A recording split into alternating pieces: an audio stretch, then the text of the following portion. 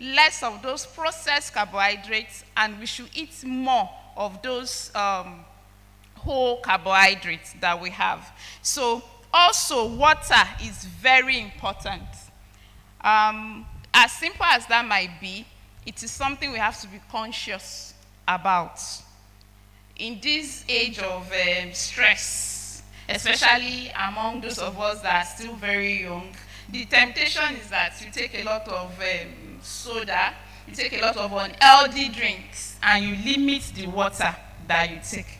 So a tip for that is that you can flavor the water to something you know you like. So for example, you can add a little bit of lime to your water. Keep it in the fridge.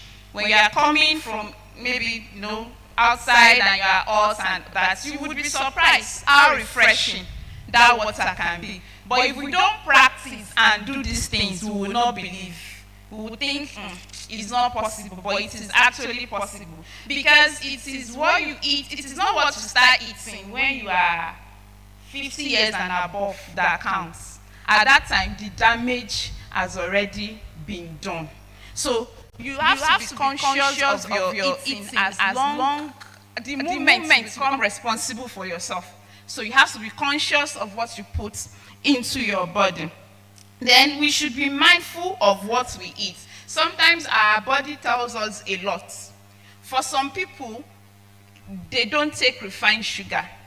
Like I can't take refined sugar, I can't take granulated sugar, I can't take anything that has sugar directly in it. I'll start purging. Because of that, I have to cut down on a lot of food. But for some of us, because we like cake, because we like our garri to be very sweet, you will still go ahead once in a while to eat those things. So listen to your body and be mindful of what your body is telling you about nutrition. Also, we should learn to be moderate with our food. Fine, this might sound, what is this person saying? Sometimes when we get the opportunity, some of us will overfeed at that moment in time. It is not a good habit for the body.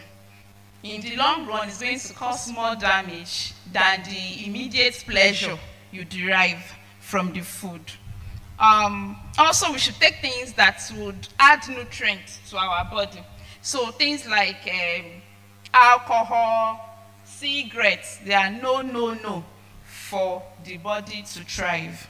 Then the next thing we talk about for this physical body is movement. For we the younger ones, maybe movement might not really be a challenge. We are still up and about and going about our daily activities. Even for some of us, due to the nature of our work, we keep a sedentary lifestyle. You get to work, you're at your desk, till the close of work. We have to incorporate movement into our daily activities. And incorporating movement does not have to be that you have to go to the gym and register. Even within the comfort of your home, there are exercises you can do. There are stretching exercises. You can take a walk, round, even just your compound. If you go around your compound 5-6 times early in the morning, you will be surprised at the sweat that would come out of your body. So the movement does not have to be, extravagant to prove the point that you are moving. So you can do, like I said, stretching exercises. And while you're at it, to keep it a routine and habit, you should incorporate things that would make it interesting. When you are at it, you can listen to music, listen to podcasts, so that you enjoy what you are doing as you are going along. Then it is not something you should do to the point that you faint. That is not movement. It's not exercise that you now say, You have to again listen to your body, and you grow into these things gradually over time. Again, rest and recovery. That's the third point we'll be discussing under this physical, under this body. Some of us find it very difficult to rest, maybe for various reasons. Money being maybe number one on the list. Everybody needs money, yes. But we should find time to rest. We should take rest very serious. Rest is not optional. It is a necessity. Even on the seventh day, when God was about the work of creation, the Bible said that God did what? He took a break, he rested. There was that, time to rest. So, for some of us, even taking our annual leave, as long as you hear that they will convert it to money, let's continue to work. Those things will not help our physical body. It will wear your body out in no time. So rest is very, very important. As much rest as you can, get, please make use of it. And don't be guilty when you are taking rest. When you are resting and your mind is, and if I do that work now, I'll be like 50K rich out. Or you're like, and I would have covered like 10 pages. Or no, when you are resting, be conscious of the fact that this period I'm taking it out to actually rest, and please do so. Also, sleep is part of rest, and we are going to talk about sleep hygiene briefly this morning. Most of us have very poor sleep hygiene. You might be saying, what is sleep hygiene? Yes, the way we have food hygiene, or let me say the way we have table manners. Don't talk while you are eating, chew quietly, wash your hand before. Yes, there is something like sleep hygiene that we have to be conscious of. So for this sleep hygiene, we have the do's and the don'ts of sleep hygiene. I will start with the don'ts. Sleep should be at a particular time of the day. 9, 10, as convenient for you. So it's not that today you sleep 7 p.m. Tomorrow you sleep 1 a.m. Next tomorrow you are sleeping. No. It should be at a particular time. I'm going to bed 9 p.m. I'm going to bed 8 p.m. And what will this do for you? It will help you during your daily activities. It will help you find a routine that you would have to wind down before that your bedtime. So that you already know that I'm going to sleep by 9. So your activities, you would know how to be cutting it down before that particular time. Then it will also tell your brain over time will get used to the fact that by this time I have to be asleep. And you will be surprised if you keep at it. No matter what is happening, 9, 10, you would see that you're already feeling sleepy and you want to sleep. Also, the bedroom is very important. The bedroom is not a place for continuation of office work. Your mini office should not be in your bedroom. The bedroom is designed for sleep. We have other part of the room if you want to do that. The bedroom should be comfortable in terms of the beddings, in terms of the lighting, in terms of the ventilation that you have in the bedroom. You should also study yourself to know what aids your sleep. For some people, taking a warm bath by evening would help them sleep. For some people, taking warm milk will aid sleep. Also, avoid electronics in your bedroom.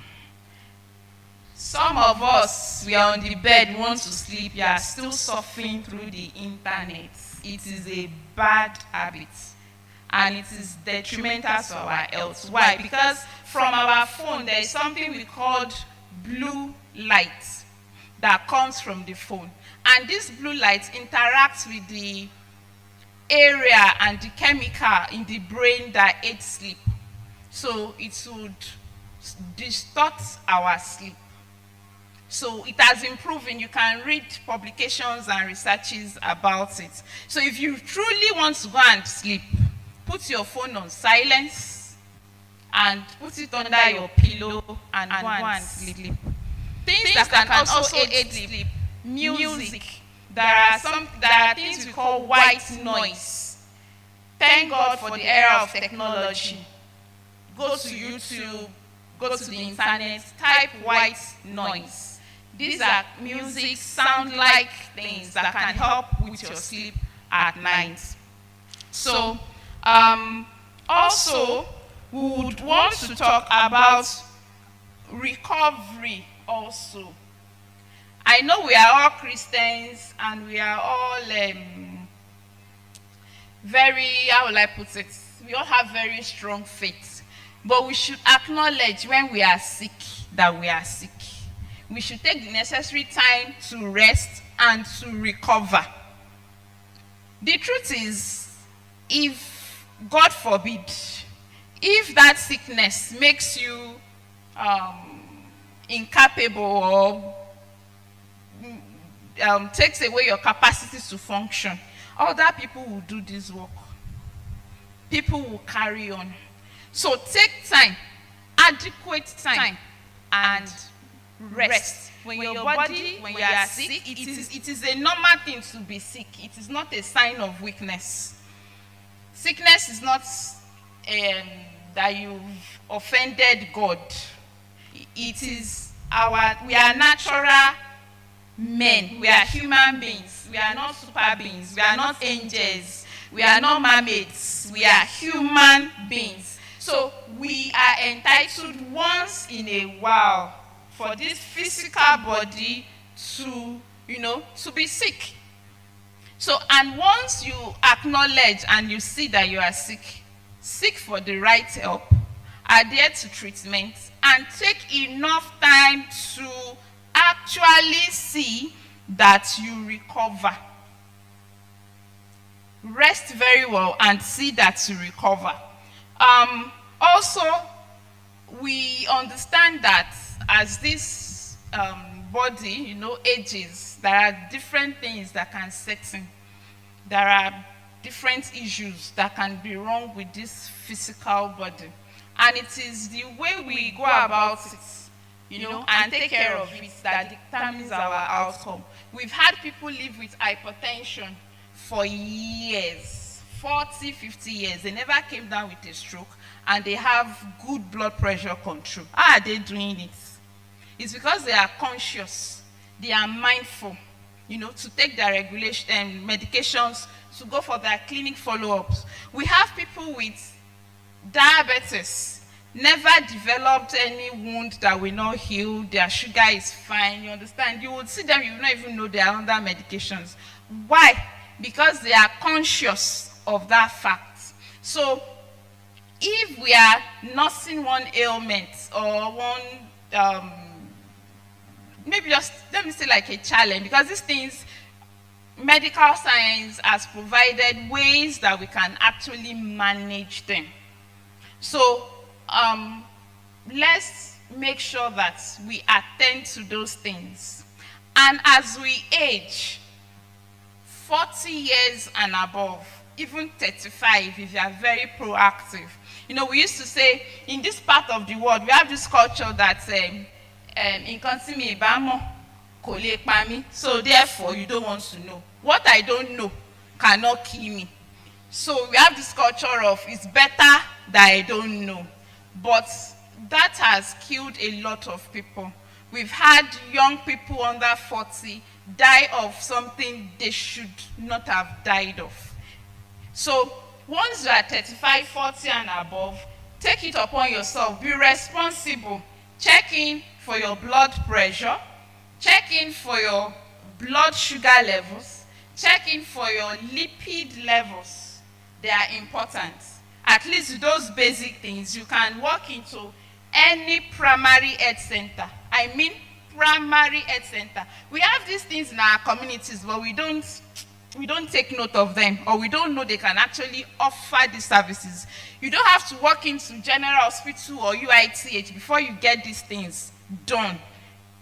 You have primary basic health centers around, vicinity that you can just walk in. I want to do my sugar, help me take my blood pressure. And some other things they can offer for routine checkup at those facilities. Now for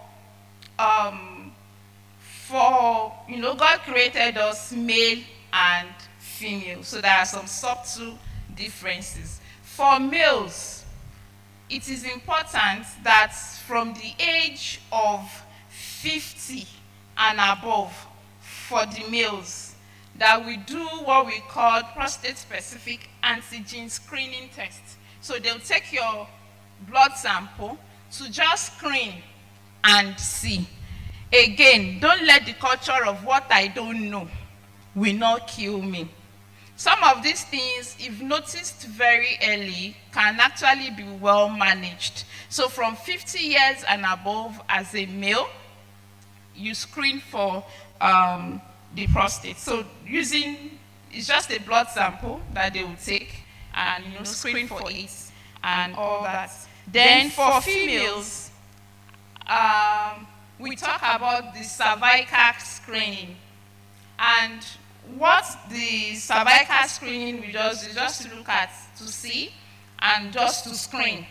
It's not when they tell you to go and do cervical screening, they're not saying there is maybe a cancer there or something. It's just the way you go and check your blood pressure. Does not mean you have high blood pressure. Because I've seen a lot of females that they told me to go and do this test. That means that I already have cancer. No. It's just the way, and it's not a test that you do every day. But for females from age 21 and above, it is recommended that you start screening. There are procedures to this thing. And recently, I think early this year, late last year, there was a lot of awareness about a vaccine against cervical cancer. So it is not something we should, and the age is from ages 9 to 14. Then from 15 and above, there are some other things they would ask before they give the vaccine. But from ages 9 to 14, and in a female that has not been sexually active. So this vaccine, you can encourage your children, be active about it, to get it. Also, about our physical body, it is important that we understand that all these things cannot happen in a day. It is to be deliberate and conscious about it. One thing at a time, exercise, master that, diet, and all that. Then we move on to nurturing our mind, our soul. And this is the realm of our emotions and our mindset. So when we are talking about our mind here, we are referring to our emotional well-being, our thoughts, our feelings, our relationship. That is what we are talking about here. So we talk about our mindsets. For some of us, we feed our mind with a lot of junks. We feed our mind with a lot of, I don't even know the word to describe it. And some of these things, in the long run, over time, we become addicted to them. You've had people being addicted to pornography. It starts from what they decide to feed their mind on. So we should be conscious of social media. That's what I want to emphasize about our mindset. Because it is what you let in through your eyes, through your ears, you understand, that you begin to ruminate and meditate upon in your mind. And the Bible says we should meditate upon all things that are clean, pure, and holy. So we should be conscious of what is entering into our mindset. Social media these days, it depends. As good as social media is, it also has its own downsides. We've seen a lot of people that from social media, they died by suicide just because they saw somebody doing better than they are doing. And this person, they did not take their time to see how this person acquired the words, to see if it is real, to see if it is fake. And from these social media, a lot of addictions has also crept in. So we should be conscious of what we feed our mind with. And nobody's going to do that for us. And again, the Bible says that we should serve the Lord with the whole of our mind. So, God is not asking us to just serve with his strength, with our own physical strength alone. Our mind, our soul should be for the purpose of serving God. And if we begin to corrupt and pollute it with what we see, then achieving that would be a bit difficult.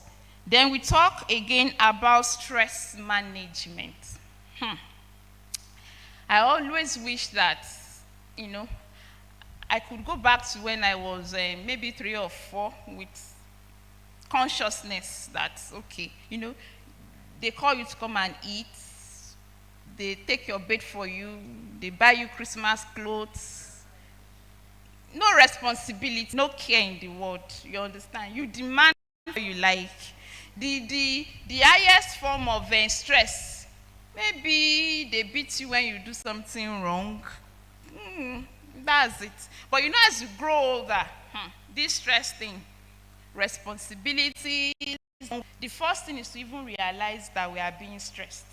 So when you begin to feel overwhelmed, or when you begin to see that you always feeling inadequate, or you always feel that you don't have the capacity for the challenge that is before you, note the word always. There are times that we will be faced with some challenges, but when you get to that point where you feel you are always like under pressure, you are always feeling inadequate, you feel that you don't have what it takes to face the tasks ahead, then you might actually be stressed out. Then you can have some other symptoms, maybe like not sleeping properly.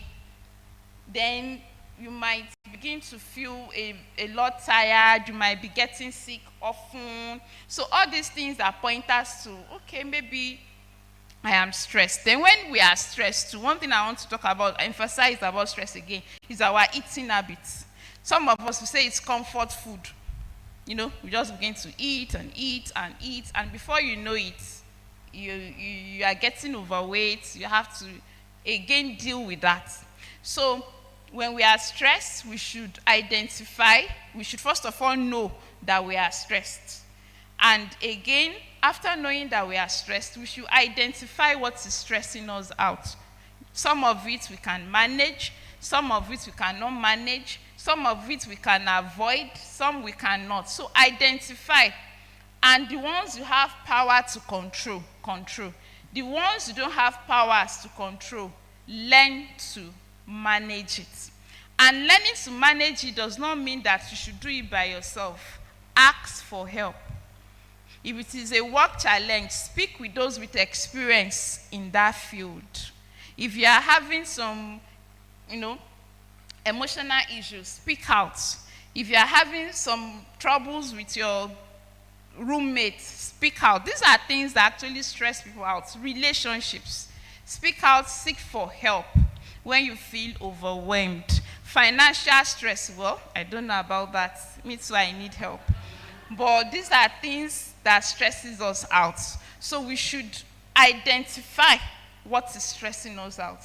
We should, after identifying it, we should now sit down and analyze, do I have control over it or I don't? If you have control over it, do what you can do to help. If you don't have control over it, seek for help. You understand? Speak out. Don't suffer in silence all by yourself. There are other things you can do to manage stress. There are things we call deep breathing exercise.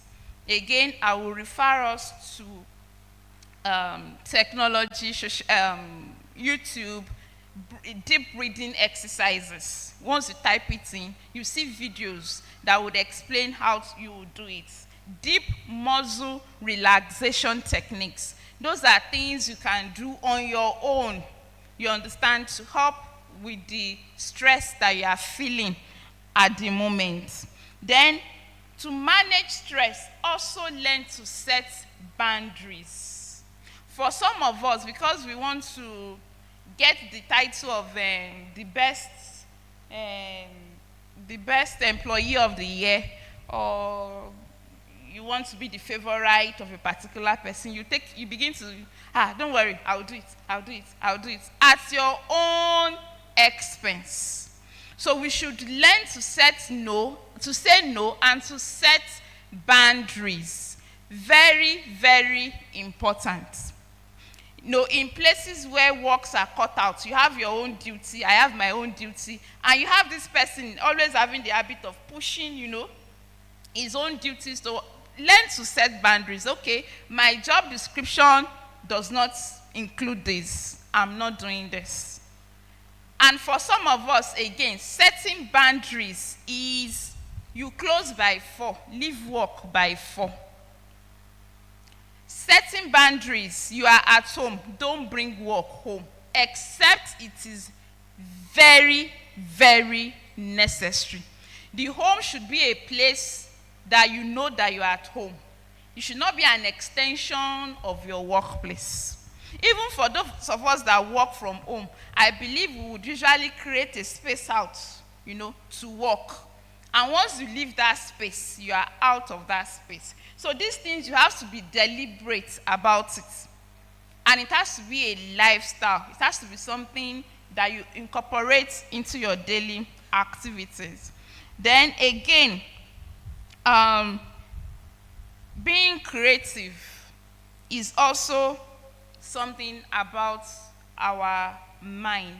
Has a lot to do about our mental wellness. We should engage in creative activities without pressure for perfection. So here, the perfect example I can give is working on our hobbies, the things that we enjoy doing. Some of us, because of work, we neglect. Some of us can draw, some of us we write beautifully, some of us we love cooking, gardening. These are not expensive things. These are things that does not really take time. I'm not saying you should now use the whole 24 hours because you like writing or singing. Just create, small 15-20 minutes of your 24 hours and do these things that you enjoy. It has a way of refreshing, your mind and helping your mental health. Now, I'm going to talk about some specific things about our mind soul. I'm starting from what we feed ourselves with. There are a lot of addictions going on now that is really affecting our mental space. And if your mental health is affected, there is no way that you would be okay physically. And there's no way that you'll be able to grow spiritually. So all these things are interconnected.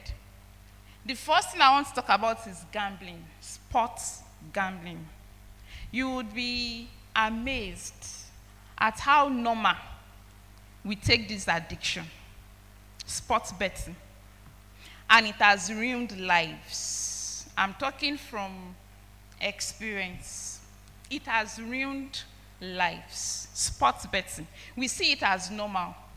And the bad thing about it is that the society has so much normalized it that you cannot even run away from it. Even if you are using this phone that we call Tonosobe, touchlight phone, just try and check your account balance. They would advertise betting after checking your account balance. Put on your DSTV. They will advertise it. On the street, you see big billboards advertising these things. And they are very detrimental because it becomes an addiction over time. Your brain begins to derive pleasure.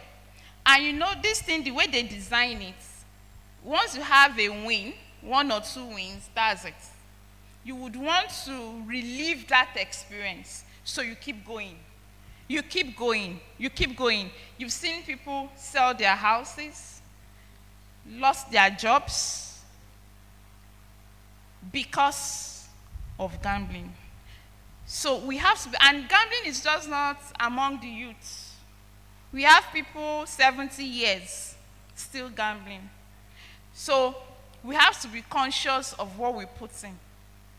And once we identify that, okay, I have this issue in this area, we should seek for appropriate help. Speak to the right people. You can be helped. Another thing I want to talk about is substance.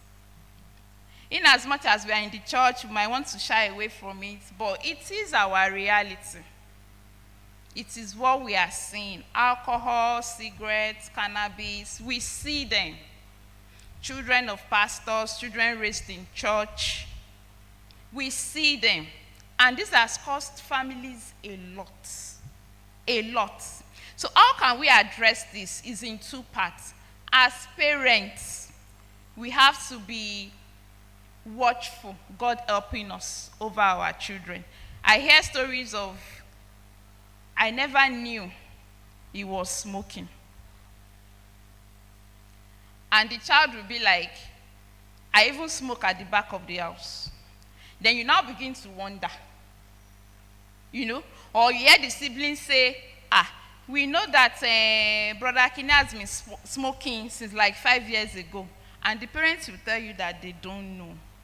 And by the time you bring in these people into treatment, you will discover that true, the parent did not know.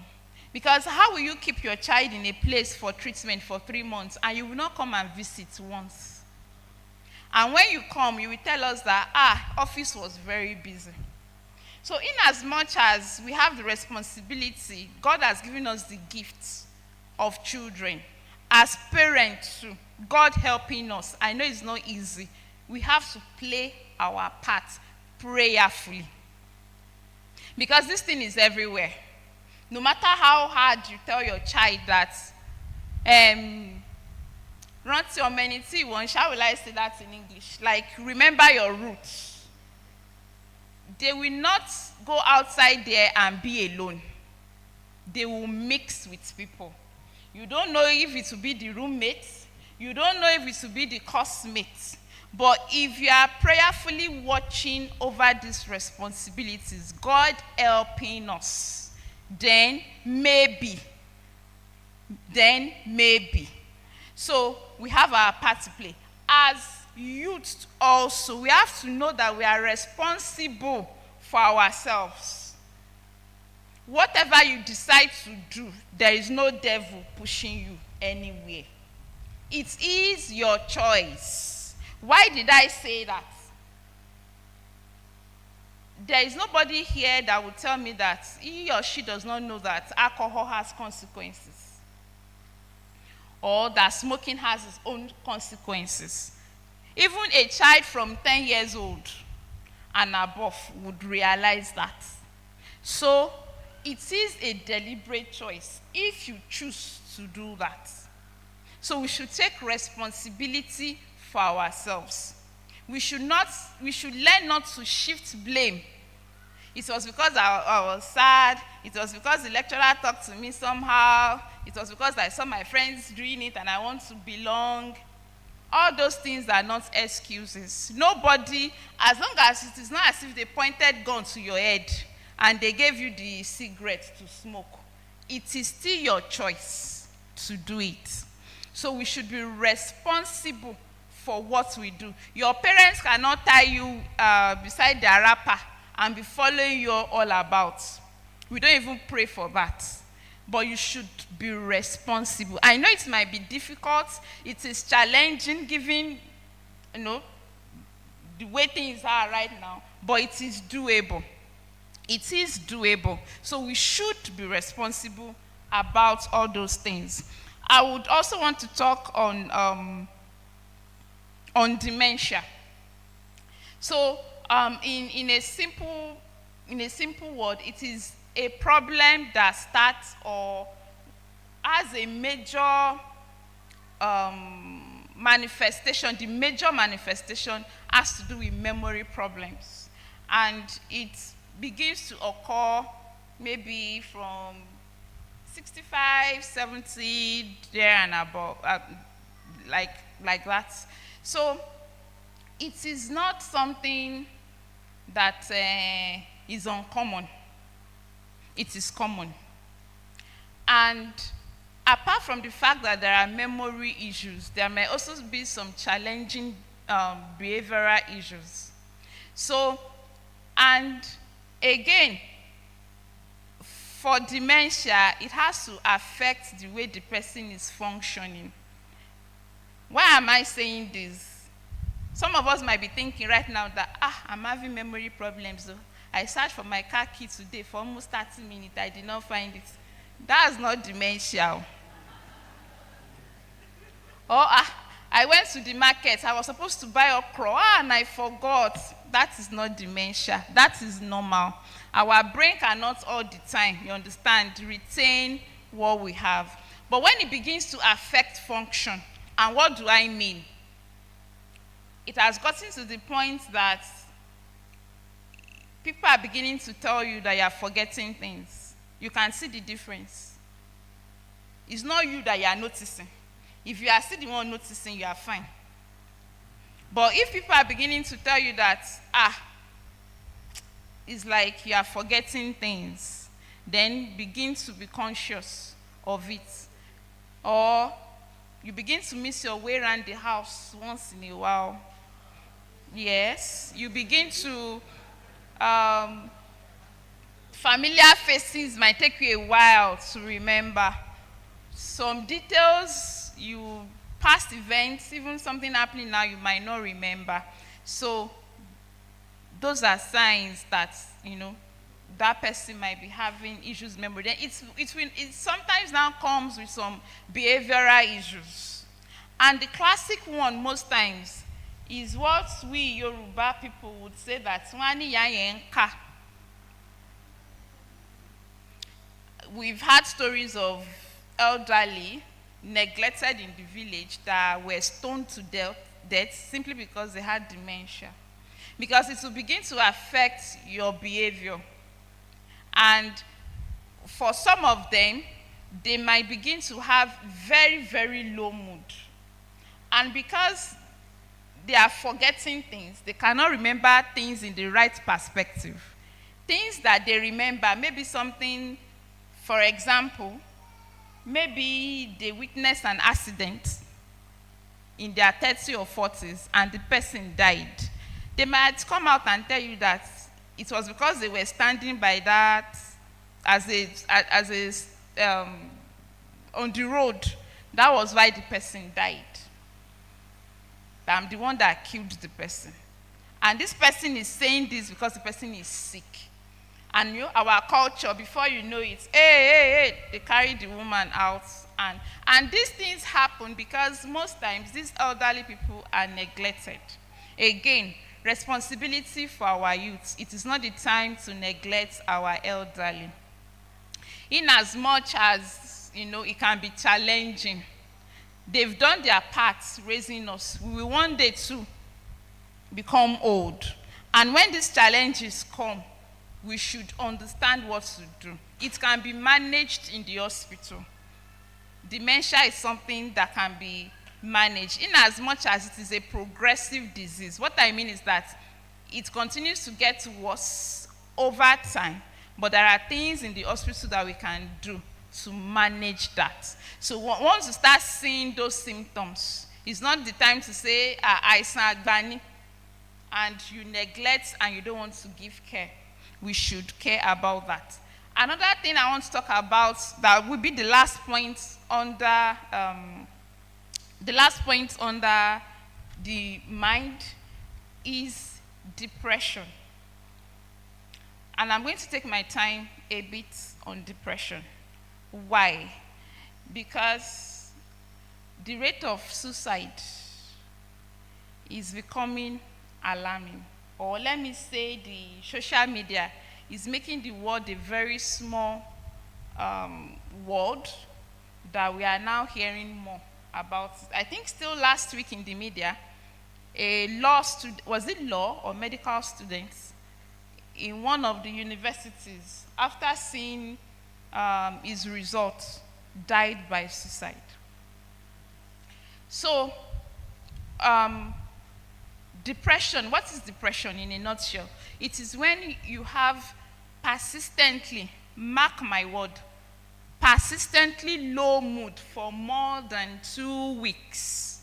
So maybe your wife promised you that I will make you pounded yam when you come back from work today, and you go home and you saw meat pie and you are sad. You've not fallen into depression. You are just sad. And you are entitled to your emotions. You can be sad, you can be angry, you can be happy. But when this goes on persistently for 2 weeks, sometimes you don't even know the cause. You just know that you are sad. And for 2 weeks, you've noticed that you are sad, or people notice that you've been sad. Then it can come with things like loss of pleasure in previously pleasurable activities.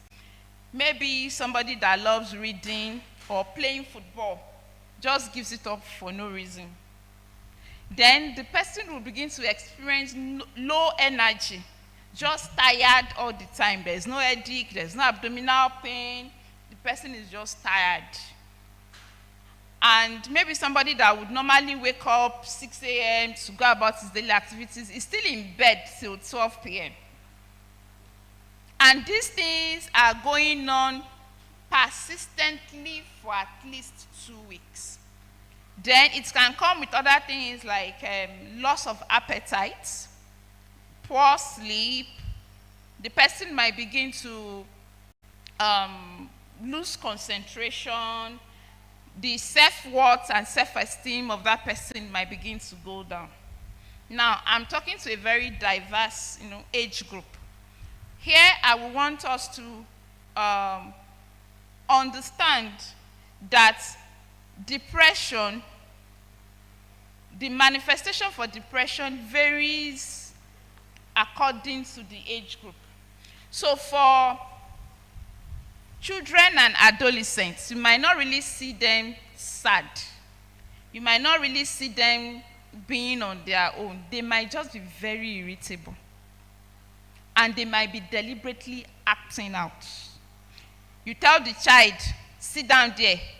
The child jumps out and runs outside the house. The child might, this era of social media, that's one thing we see. The child might consistently be on the phone for hours. You can see the child's grade probably dropping in school. Then the child too might also begin to manifest some things that are unusual, soiling himself, bedwetting, and all that. So for youths now, 25 to maybe 40, 45 thereabouts, those symptoms I said earlier will apply. Then for the elderly, they would become very agitated. They might be talking non-stop. But the content of what they are talking would always border on, negative events. They might be restless. So we should take note of these things so that we would have an idea of what is happening. So why am I talking about depression? It's often, most times, it comes with the thoughts of killing oneself. I know we've all wondered that what would happen to a person that will just wake up and decide to kill himself. It is a process. So the person starts with not being very happy. Then the person begins to have pessimistic view about the future. So from that thought, it becomes an idea. Then the person becomes, hopeless. So it becomes, at that point, the idea becomes, how will I put it? The person begins to welcome the idea. Then from there, the person might take action because the person begins to see himself as helpless, hopeless, and worthless. So once you begin to see these signs, maybe not in you or people around you, please, it is the time to move closer and seek help on their behalf, because they will not even be motivated to seek help. But you have to move in closer. It is not the time to say, the Bible says, rejoice in the Lord always. I say again, rejoice. No. It is the time to move closer to them. So now we might say, what can just make somebody, have that low mood persistently for, weeks, and what is happening? A lot of things can happen. A lot. Negative life events, losing a loved one, business, illness. A lot of things can actually happen. But it is how we deal about it that will determine the outcome. And if we don't have knowledge of what it is or what we are to do about it, then we would be helpless. We would not know where to turn to. We would not know what to do. So if we notice these things, please, in brotherly love, like I said, the person will not want to accept treatment because the person is already hopeless. So the person is telling you that there is no point helping me. And sometimes these things is not as clear as they. Some people, they are having the thoughts, they are depressed, but you might not really know because you see them, the brief moments you are seeing them, they are smiling, laughing, and all that. But if you pay close attention, you might begin to hear things like, I wish we would just wake up tomorrow and rapture should take place. All of us should just die. And you'll be like, why? Don't worry. It's just that this word, if the person keeps repeating such statements, or somebody that will just tell you that, it's not a joke. It is not a joke. Because you might not see any other thing wrong with that person except those frequent statements. So it is time as the friend, as the colleague, to move close to that person and, find out